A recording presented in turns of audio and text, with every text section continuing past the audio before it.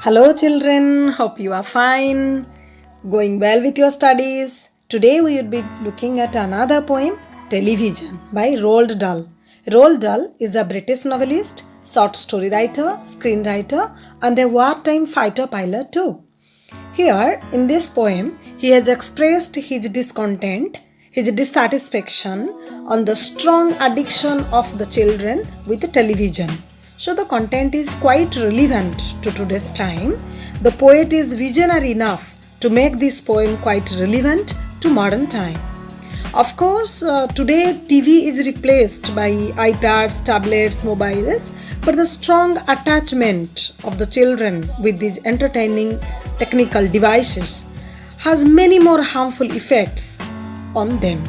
Okay, so this poem is going to be very useful to you. It has immense futuristic perspective. You will love the comments of the poet on the television that he has given, which is very, very true. The specific features that you will find in this poem are the use of capital letters, repetition, you won't find any particular stanzas here, use of strong and harsh language, and other poetic devices like use of exaggeration, metaphor, and simile. We will discuss all these things. And if you see the style of this poem, it is AABB. That means the first line rhymes with the second one and the third line rhymes with the fourth one. But you won't find any particular quatrains. The poem is not broken into quatrains. Quatrains means the 4-line stanzas. But according to the convenience of the poet, the place where he wants to give emphasis, he has broken the poem into some parts. Okay. Now let's see how far this poem is useful to you and how the poet has made it more effective, okay, as far as the children's problems are concerned. Now let's begin the first stanza. The most important thing we have learned so far as children are concerned is never let them near your television set. Or better still, just don't install the idiotic thing at all. So here the poet is taking it as a very important thing that as far as the children's problems are concerned, he tells that they should not be allowed to sit near the television set. And there is another better option, that the television yet not to be installed in any home. He refers the television set as an idiot box. It's an idiotic thing because it gives all the useless things, useless information to the children. Here you see the use of never, thrice. Okay, so this kind of poetic device is called as repetition. So what is repetition? It is the use of same term several times, okay, in order to create a pattern through rhythm and to emphasize a point. It also adds to the power of persuasion, to convince the reader of its truth. Okay, so he wants to convince the reader about the harmful effect of the television. Never allow the children to sit before the television set. Now let's come to the second part. In almost every house we have been, we've watched them gaping at the screen. They loll and slop and lounge about and stare until their eyes pop out. Last week in someone's place, we saw a dozen eyeballs on the floor. So here the poet expresses that it is a common scenario in every house. Every house, children are found to be gaping at the screen. Okay, so gaping means staring intently without spackling the eyelids.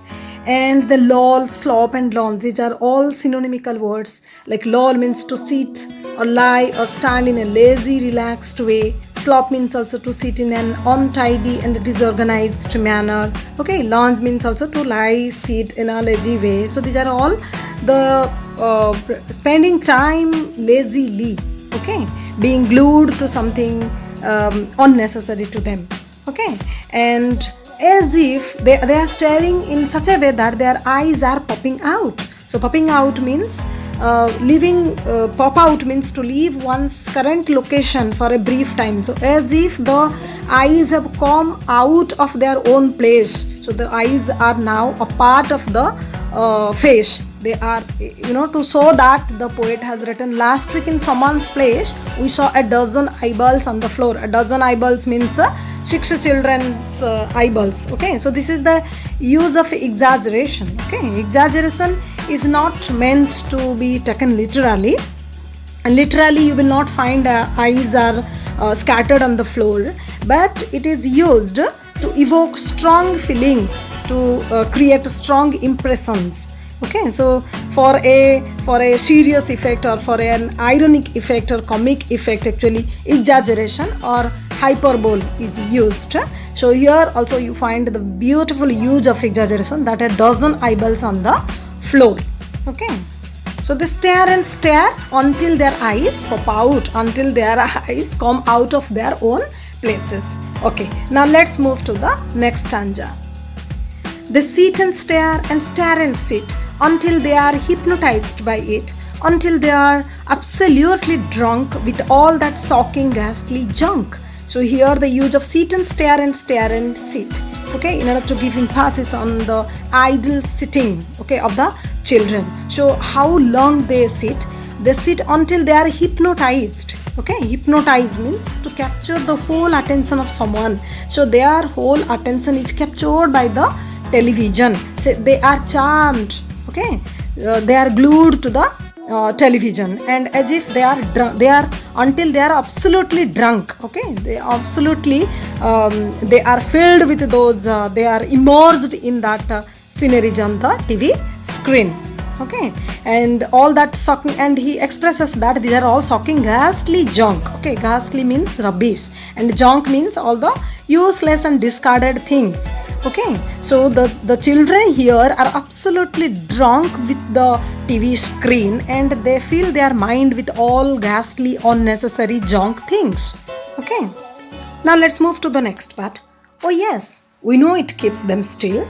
They don't climb out the windowsill. They never fight or kick or punch. They leave you free to cook the lunch and wash the dishes in the sink.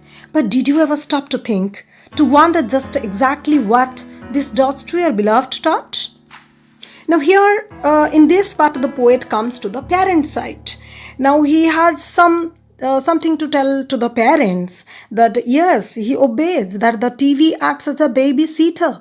The TV allows the children to sit still. They do not go out, they do not fight with each other, they do not kick or punch each other. Okay, then they leave free the parents to do their own work, either to cook the lunch or to wash the dishes. Any work they can do properly, the children allow them to do, because the children are engaged with the television. But here there is a strong question of the poet to the parents, that have they ever thought about the effect of the television on their children, how it impacts on the dearly loved ones. Let's see how the poet expresses the consequence of a harmful addiction of the children with the television. It rots the sense in the head, it kills imagination dead, it clogs and clutters up the mind, it makes a child so dull and blind, he can no longer understand a fantasy of fairyland. His brain becomes as soft as a cheese. His powers of thinking rust and freeze. He cannot think. He only sees. This particular part is completely written in capital letter. And use of capital letters can make it stand out, can make it more emphasized, that the poet expresses his strong emotion, his dissatisfaction or anger, okay, on the television set that he wants to actually express. It rots the sense in the head. It completely rots decays or decomposes the sense in the head. So the sense of the children completely goes out when they are attached with this TV screen, and it kills imagination dead, and also it kills all kind of their imagination faculty. They are the power of imagining anything. The children are really very, very imaginary, but because of this strong addiction towards this passive TV screen, they completely lose their power of imagination, and it clogs and clutters. So clogs means it blocks, it chokes and clutters means, when your mind has too many thoughts, okay, which makes difficult to process and focus. So a cluttered mind is a disrupting mind, and it hinders our productivity, it hinders our mental health. So exactly that happens with the children when they watch this television set, and it makes a child so dull and blind. So they have eyes, but as if they lose their eyes, because the eyes, when they read something, when anything is input into their mind through their eyes, actually there is a process in their mind, but that process is not happening here.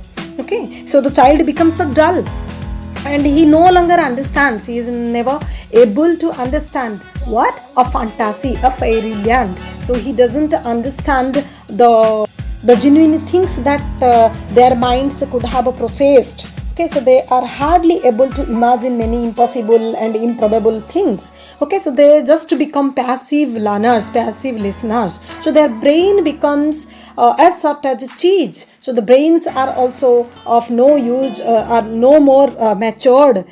Okay, and his powers of thinking rust and freeze. So here rust, rust which corrodes the metal, it's a very unnecessary thing on the metal which destroys the metal.